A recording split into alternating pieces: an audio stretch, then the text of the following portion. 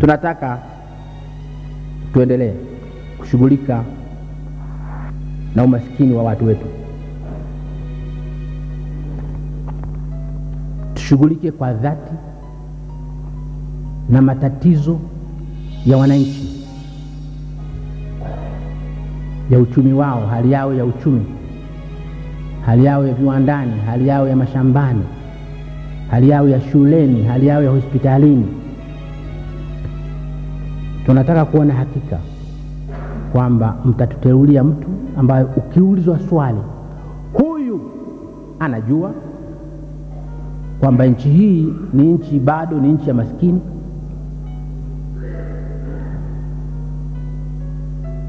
kwamba nchi hii bado ni nchi ya wakulima na wafanyakazi, anajua hivyo, uweze kumjibu yule anayekuuliza hivyo kwa moyo wa dhati kwamba naam, huyu anatambua hivyo. This was a man who had ideas. This was a man who had clarity of thought. This was a man who could see the future almost with the exactitude of a Jewish prophet. This was a man who had the humility, almost like the humility of the carpenter of Nazareth. This was a man who loved his country. He made mistakes, and when he made them, he realized and corrected them. That is his greatness.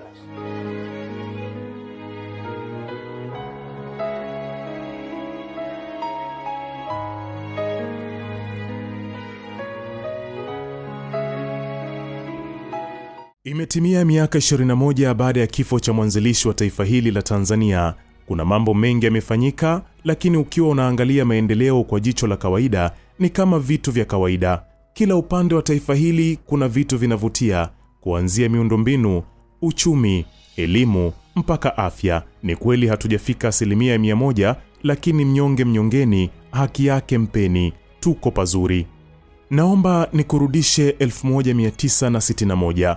Mwalimu J.K. Nyerere anaichukua Tanganyika kutoka mikono ya Waingereza chini ya Sir Richard Turnbull, waliokabidhiwa Tanganyika kutoka katika mikono ya Wajerumani baada ya kushinda vita ya kwanza ya dunia iliyoanza mwaka 1914 hadi 1918. Hawa jamaa waliapa kutoiendeleza Tanganyika kwa wakati ule kwa lolote lile. Hatusifii ukoloni, lakini bora Mjerumani angebaki kidogo, mzee wetu angekutana na aueni.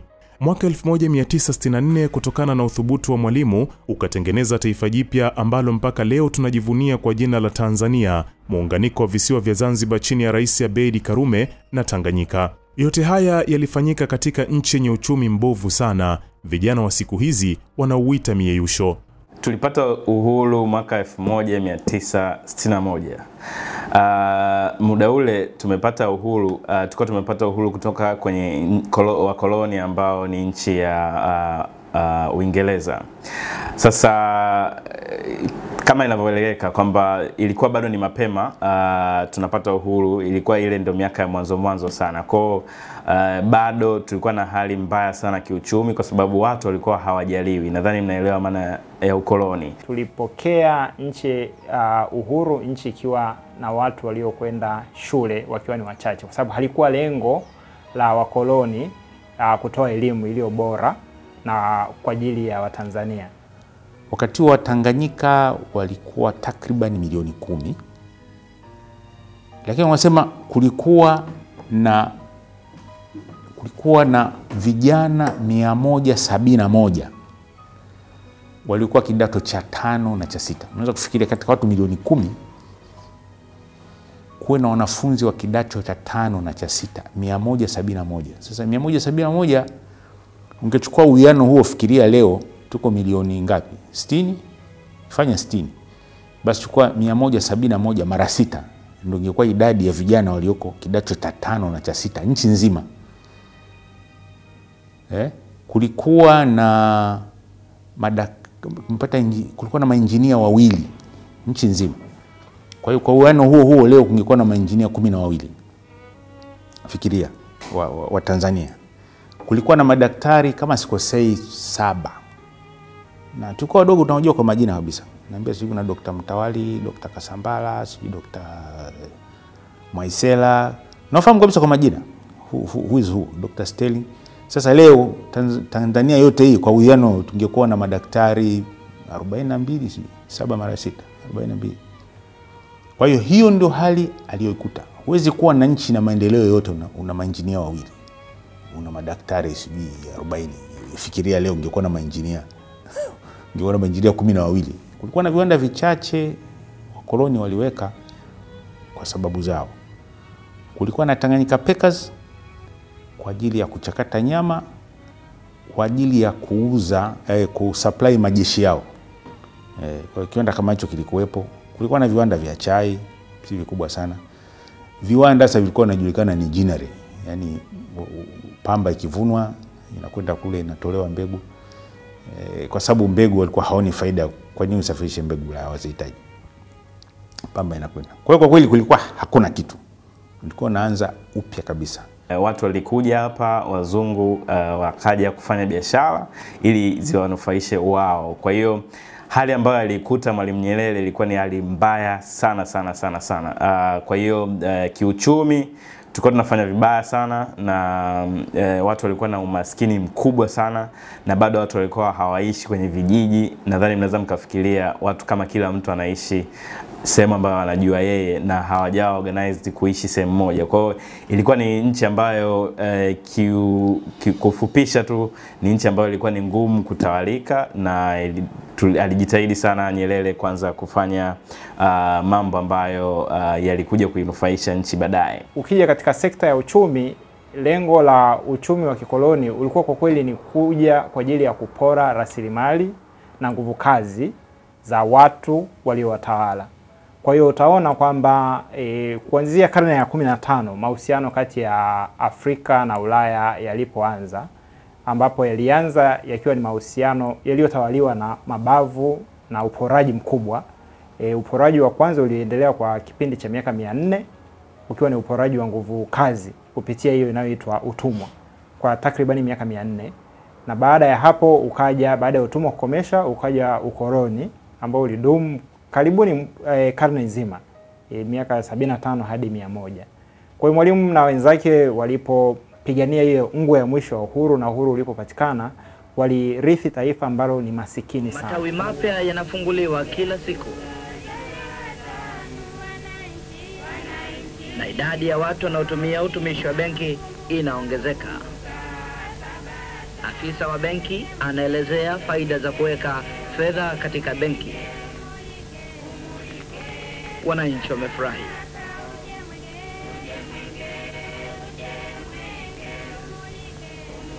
Kiongozi anafungua tawi jipya la Benki ya Taifa ya Biashara. Unajua lazima uelewe sasa kwamba sisi katika ukoloni tulikuwa sehemu ya mfumo wa uchumi wa dunia ambao ulitugawa katika majukumu. Kwamba tupo sisi huku, kazi yetu kulima pamba, kulima kahawa, katani, chochote, kata miti ambao, na kusafirisha kwenda kwa nchi za Ulaya. Wao ndio wakaongeza thamani kwenye zile bidhaa, halafu warudi watuzi. Kwa hiyo kulikuwa na kitu ungesema kwa kizungu wasema international division of labor. Kwenye kitu unaita production chain, mnyororo wa uzalishaji. Unaanzia shambani, unaishia mpaka dukani wanakouza. Lakini kuna mnyororo wa thamani, value chain, ambayo inaanzia kiwandani. Kwa hiyo sisi hata watumwa, hata ng'ombe anayelima yuko kwenye mnyororo wa uzalishaji, production chain, lakini hayuko kwenye value chain. Kwenye value chain ndio kuna value, ndio kuna thamani, ndio kuna fedha nyingi. Kwa hiyo sisi tulikuwa tumewekwa pembeni. Kwa hiyo hilo alikuwa nalitambua, na kwamba ukombozi haupo kama na sisi hatuingii kwenye mnyororo wa thamani. Na ikiwa bidhaa hizo huuzwa katika nchi za nje, hutuletea fedha za kigeni ambazo zinatusaidia kuweza kufanya biashara na nchi za nje. Kitu kimoja ambacho kikubwa sana Nyerere aliweza kukifanya, ambacho kiliweza kuinua watu kutoka kwenye uchumi hoi mpaka hai kwa muda mfupi sana, ni kwanza aliweza kufungamanisha kilimo na viwanda. Kujenga nchi haya ya shabaha kama hizi kubwa kabisa, ni shabaha kubwa kabisa hizi za kuleta haki, za kuondoa dhuluma. na kuleta haki duniani. Mnajipa shabaha kubwa kabisa. Ndio tunataka kujenga nchi ambako hakuna dhuluma. Sasa safari yake ni ngumu sana, na mimi nina hakika kila mtakavyozidi kuendelea mtaambiwa na makelele huyo. Wale wasiotaka mfike huko watafanya kelele huyo. Na kila mtakavyosogea, kila nchi ile inayozidi kusogea inaonekana kweli na msimamo iko katika njia ile na inakwenda, kelele zitazidi huyo wamepotea hao. Na mimi nasema kama nazisikia hizo kelele sasa hivi, kama nazisikia zingine hapa Tanzania, zingine toka nje ya Tanzania, hao kama tulikusudia kweli ama tulitania, ama tulikusudia kweli kujenga nchi ya haki, ama tulikuwa tunatania tu. Sasa kama tulikusudia, hatuwezi tukarudi nyuma kwa kelele za wapumbavu na wanyonyaji.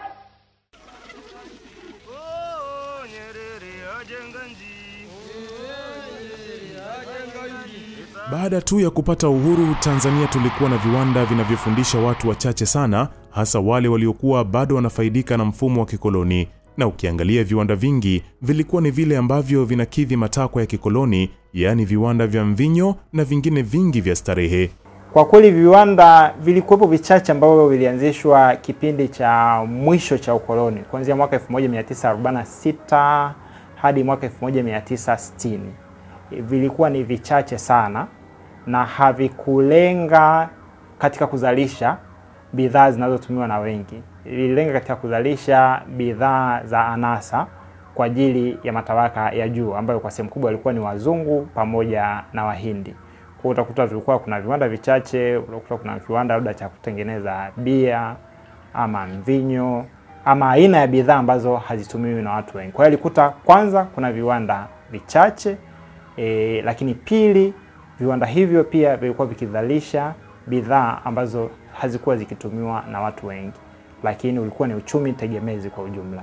Uwepo na viwanda na sekta nyingi ambazo zilikuwa hazifaidishi watu wengi zilileta changamoto katika kipindi cha uongozi wa Mwalimu, mpaka kuleta maneno pamoja na kuzalisha misemo kama ya makabwera, watu wa mabenzi wenye nyadhifa. Kipindi hiko benzi ndio ilikuwa gari na amanization. Hii yote ilikuwa baada ya Watanzania wengi kujihisi wanatengwa na maendeleo, hivyo kuzalisha hisia hasi, yaani kwamba mzungu kaondoka lakini kuna mtawala mpya ambaye ni mweusi kama mimi. Hii ikaleta migomo vyuoni, Mwalimu akawasimamisha wagomaji. Nje ya hapo, Mwalimu alikuwa anatumiwa barua nzito kutoka kwa watu waliomwamini, ambazo Mwalimu kutokana na busara zake alifanyia kazi maoni yao, ikiwemo kupunguza mshahara wake kwa asilimia nyingi pamoja na mawaziri wake, baada ya kuleta azimio la Arusha lenye siasa za kijamaa na kujitegemea. Kuna barua moja ambayo Mwananchi alimwandikia Mwalimu. Alimwandikia barua mwananchi mmoja mwenye hasira kali. Anamwambia Mwalimu, anaambia hivi, wewe tulipigania uhuru ukisema kwamba ulituongoza kupigania uhuru ili baada ya uhuru uje tutawale sisi kama ng'ombe. Anamtolea mfano wa ada ambazo watoto wanalipa katika shule. Anambia hivi, wewe baba yako angefanywa alipe ada hizi, wewe ungesoma wewe kweli? Unaona? Anasema wewe unatutawala sisi kama ng'ombe ili wewe na mawaziri wako wapate vitambi. Unaona? Anasema hivi, wewe unamchezea Mungu.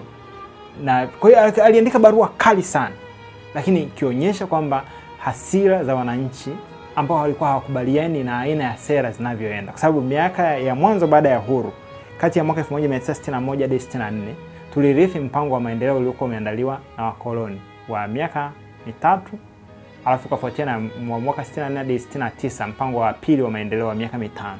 Yote hiyo ilikuwa ikisisitiza mfumo wa ubepari, uwe na sekta binafsi, kuvutia wawekezaji kutoka nje, kama ni elimu ilipiwe, huduma za afya zilipiwe na vitu vya aina hiyo. Kwa hiyo wananchi hawakubali. Wanasema haijalishi kwamba sasa hivi tuna watu weusi ndio wanashika nafasi zile zile. Kwa hiyo kukawa na mapambano hayo ya kitabaka yaliyokuwa yakiendelea. Mwalimu Nyerere alibeba siasa ya ujamaa na kujitegemea, ambayo moja ya tunu zake ilikuwa utu wa mtu ni kazi yake. Yote haya yakiwa chini ya washauri wake ambao Watanzania wengi huwa tunawasahau au hatuwataji kabisa, akiwemo Profesa Rweyemamu. Swali linakuja, akiwa rais, kwa nini alisimama sana katika sera hii ya ujamaa na kujitegemea? Je, ilikuwa na nia na manufaa gani? Sasa mtaalamu mahiri ninayemfahamu mimi zaidi ya kusoma, sema kama nilimfahamu sana personally, ni hayati Profesa Justinian Rweyemamu. Kwa kweli mimi naamini katika watu ambao wanastahili kukumbukwa na vijana msome sana. Alishauri nini? Huyo ndo kwa kweli alikuwa mshauri mkuu wa baba wa taifa kuhusiana na mambo ya uchumi, akaanza kusoma na viwanda, na ameandika vitabu vinaeleza hiyo. Kwa hiyo pale kwa mtu kwa kweli anataka kuelewa vizuri sera na mikakati yote, ungependa usome. Lakini pia tunao waliofanya kazi naye wakati ule. Tuna Profesa Simon Mbilinyi, walikuwa pamoja, alikuwa msaidizi wake. Alafu tunao walioshiriki kwenye kuanzisha shirika la maendeleo la taifa, kwa sababu viwanda hivi tunazungumza zaidi ya 400 vilijengwa na shirika la taifa la maendeleo, National Development Corporation au NDC, iko pale Kivukoni front, moja kwa moja au kutokana na mashirika tanzu au kampuni tanzu zilizotokana na NDC. Kwa hiyo NDC ni mama wa ujenzi wa viwanda Tanzania. Na kilichofanyika ni kwamba shirika lilipoanzishwa kulikuwa na idara kadhaa. Kwa mfano idara ya viwanda vidogo ilipokomaa ikagatuliwa kwenda kuwa SIDO. Idara ya madini iligatuliwa ikaenda kuwa STAMICO, State Mining Corporation, nayo ikawa na migodi huko Madui, Geita. Baada ya Azimio zilichukuliwa hatua nyingi. Unaona, moja wapo kama nilivyosema, baada ya kutangazwa kwa Azimio kupitia hiyo sera ya ujamaa, viwanda vilitaifishwa, vilikuwa mikononi mwa serikali na kwa ajili ya uzalishaji. Ya pili ni kwamba faida ambayo inapatikana kutokana na huo uzalishaji sasa, kwa sababu kiwanda kinapokuwa mikononi binafsi, nikishapata faida, nikilipa kodi, faida inayobakia kama mimi ndo bepari huyo binafsi, hiyo faida ni ya kwangu. Kwa hiyo nitapeleka watoto wangu huko, watasoma London, watasoma wapi. Lakini kama faida hiyo inaingia katika mifuko ya serikali, hazina, na hasa serikali ambayo imejipa jukumu la kuwajibika kwa walio wengi, basi faida hiyo itaenda kurudi kufanya uwekezaji kwa ajili ya maslahi ya walio wengi. Kilichotokea ni kwamba viwanda vikubwa vile vilikuwa vinaonekana kabisa ndio vinaendesha uchumi wa nchi, na vilikuwa vinamilikiwa na watu wachache sana ambao tena si wenye asili ya sisi wa Tanzania. Ilibidi binafsishwe na viletwe pamoja ili watu wote tushare. So concept ya Nyerere ilikuwa ni hivi kwamba mtu mmoja akimiliki kiwanda inamaanisha anajinufaisha yeye na familia yake, na wale wanaofanya kazi kwenye vile viwanda bado walibaki kuwa ni watu weusi ambao ni sisi wa Tanzania. Hicho kitendo kilikuwa hakimfurahishi sana Mwalimu Nyerere. So alichokifanya ilikuwa ni kitendo cha kizalendo sana, na ilikuja hiyo sera ya ujamaa, ikabidi ndo aweze kuiweka moja kwa moja. Kwa njia kuu za uchumi ambazo zilikuwa zinategemewa Tanzania ikabidi zianze kumilikiwa na nchi kama nchi. Kwa hiyo akifanya hivyo, wazo lake lilikuwa ni kwamba watu kama watu wanakuwa na miliki njia kuu za uchumi, na tunagawana kipato ambacho tumekipata kwa pamoja kwa usawa. Kwa hiyo hamna mtu anakuwa naachwa kwenye lindi la umaskini.